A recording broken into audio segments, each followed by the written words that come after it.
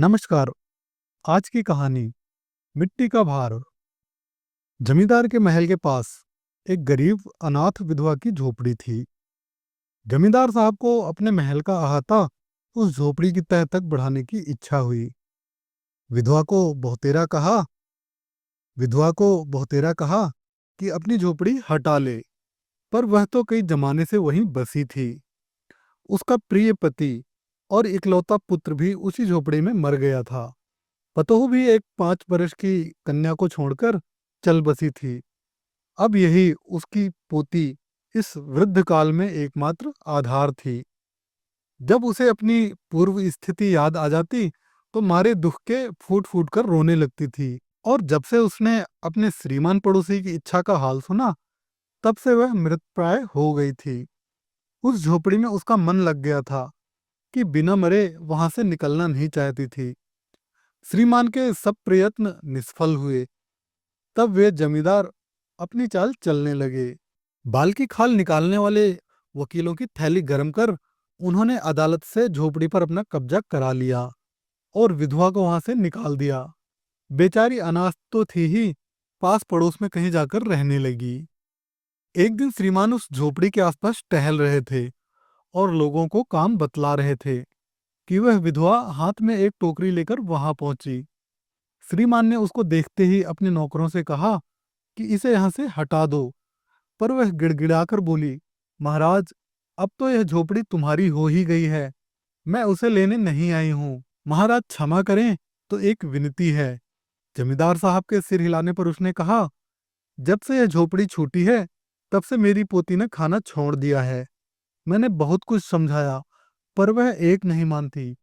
यही कहा करती है कि अपने घर चल, वहीं रोटी खाऊंगी। अब मैंने यह सोचा कि इस झोपड़ी में से एक टोकरी भर मिट्टी लेकर उसी का चूल्हा बनाकर रोटी पकाऊंगी। इससे भरोसा है कि वह रोटी खाने लगेगी। महाराज कृपा करके आज्ञा दीजिए तो इस टोकरी में मिट्टी ले आऊं। श्रीमान ने आज्ञा दे दी। विधवा झोपड़ी के अंदर गई।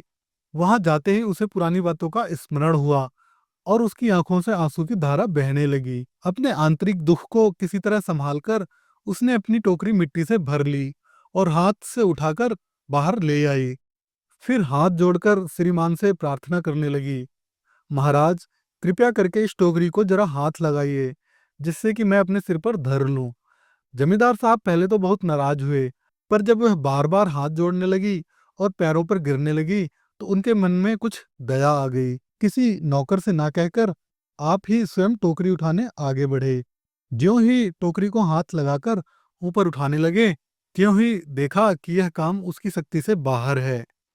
फिर तो उन्होंने अपनी सब ताकत लगाकर टोकरी को उठाना चाहा, पर जिस स्थान पर टोकरी रखी थी वहां से एक हाथ भी ऊंची ना हुई।